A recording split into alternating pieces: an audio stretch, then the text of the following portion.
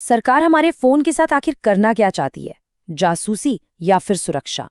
पिछले कुछ दिनों से ना ये संचार साथी ऐप को लेके जो पूरा बवाल मचा हुआ है, वो इसी एक सवाल के आसपास घूम रहा है। सोचिए, एक दिन पहले जिस ऐप को जबरदस्ती फोन में डालने का आदेश आता है, अचानक उस पे सरकार यू टर्न क्यों ले लेती है? और इस यू टर्न के बाद भी क्या सब कुछ ठीक हो गया है या कुछ चिंताएं हैं जो अब भी बाकी हैं? चलिए, आज इन्हीं सवालों के जवाब ढूंढने की कोशिश करते हैं।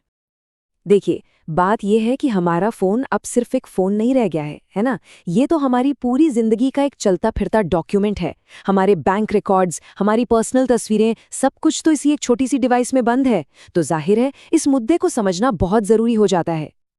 तो कहानी शुरू कहाँ से हुई? चलिए, सबसे पहले उस सरकारी आदेश पर ही नज़र डालते हैं, जिसने इस पूरे विवाद की आग लगाई। ये सब शुरू हुआ डिपार्टमेंट ऑफ टेलीकम्युनिकेशन यानी डीओटी के एक नोटिफिकेशन से। और सबसे अजीब बात क्या थी पता है? इतने बड़े फैसले की कोई पब्लिक अनाउंसमेंट नहीं हुई, बस चुपचाप एक ऑर्डर जारी कर दिया गया। और तो और इसकी खबर भी सबसे पहले हमें एक इंटरनेशनल न्यूज़ एजेंसी से मिली। अब इस ऑर्डर में 3 ऐसी बातें थी जिसने सबको चौंका दिया।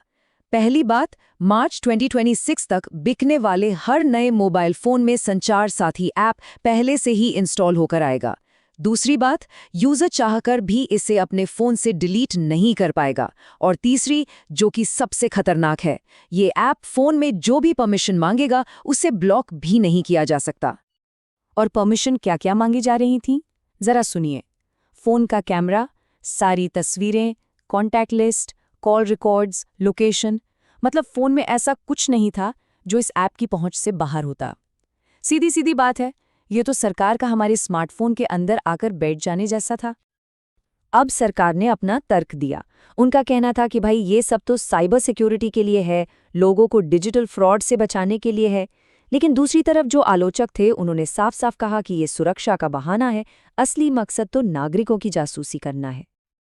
बस फिर क्या था, जैसे ही ये ऑर्डर पब्लिक हुआ, देश भर में बवाल मच गया। डिजिटल राइट्स के लिए काम करने वाले ग्रुप्स हों या राजनीतिक पार्टियां, सब ने मिलकर सरकार को घेरना शुरू कर दिया।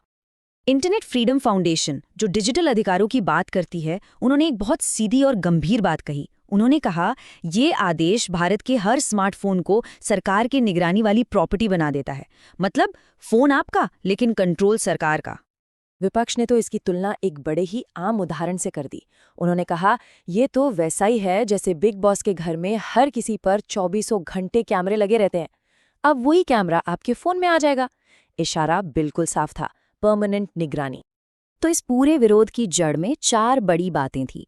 पहली, ये सुप्रीम कोर्ट के 2017 के उस फैसले का सीधा उल्लंघन था, जो निजता के अधिकार यानी राइट टू प्राइवेसी को एक मौलिक अधिकार मानता है। दूसरी, इससे बड़े पैमाने पर लोगों की निगरानी का खतरा था। तीसरी, लोगों का अपने ही डिवाइस से भरोसा उठ जाता। और चौथी, इतना बड़ा फैसला लेने से पहले ना तो जनता से पूछा गया, ना ही इंडस्ट्री से कोई बात की गई। अब जब चारों तरफ से आलोचना होने लगी और सरकार को लगा कि मामला बिगड़ रहा है, तब अचानक कहानी में एक मोड़ आया। सरकार ने ले लिया एक बड़ा यू टर्न। टेलीकॉम मंत्री ज्योतिरादित्य सिंधिया खुद मीडिया के सामने आए और उन्होंने कहा, अगर आप इसको अपने फोन पे रखना चाहते हो तो रखो, अगर आप इसको डिलीट करना चाहते हो तो डिलीट करो। उन्होंने बिल्कुल साफ कर दिया कि ये ऐप अब ऑप्शनल होगा, जरूरी नहीं। सुनने में तो ये बहुत अच्छा लगा, लेकिन यहीं पर एक बहुत बड़ा लेकिन था। मंत्री जी ने जुबानी तौर पर तो कह दिया, पर उस सरकारी लिखित आदेश का क्या? वो तो अब भी अपनी जगह पर कायम था, बदला तो नहीं गया था। और बस यहीं से कहानी सुलझने की बजाय और उलझ गई। सरकार के इस यू टर्न ने कुछ जवाब तो दिए, लेकिन उससे कहीं ज्यादा नए सवाल खड़े कर दिए। एक्सपर्ट्स का कहना है कि इस पूरे मामले में 5 बड़ी गड़बड़ियां हैं। पहली, किसी से कोई सलाह मशवरा नहीं किया गया। दूसरी, क्राइम जो है वो स्टेट का मामला होता है, पर केंद्र सरकार इसमें दखल दे रही है।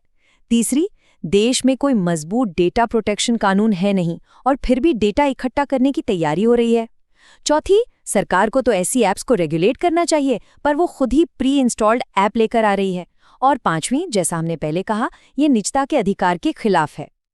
तो अब कुछ सीधे सीधे सवाल उठते हैं। सबसे पहला और सबसे जरूरी सवाल, अगर इस ऐप को डिलीट किया ही जा सकता है, तो फिर इसे फोन में जबरदस्ती पहले से इंस्टॉल करवाने की जरूरत ही क्या है? और 1 मिनट के लिए जरा सोचिए, सरकार कह रही है कि ये ऐप चोरों और धोखेबाजों को पकड़ने के लिए है। अरे भाई, जो चोर या फ्रॉड करने वाला है, क्या वो सबसे पहले इस ऐप को ही अनइंस्टॉल नहीं करेगा? तो फिर इस ऐप का असल फायदा क्या हुआ?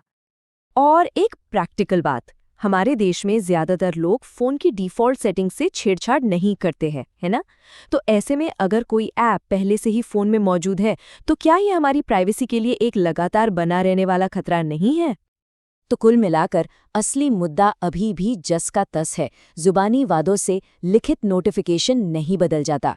जब तक उस ओरिजिनल सरकारी आदेश को ऑफिशियली वापस नहीं लिया जाता, तब तक कानूनी तौर पर ये खतरा हमारी गर्दन पर लटका हुआ है। और ये सब हमें उसी आखिरी और सबसे बड़े सवाल पर वापस ले आता है, जो सबके मन में है।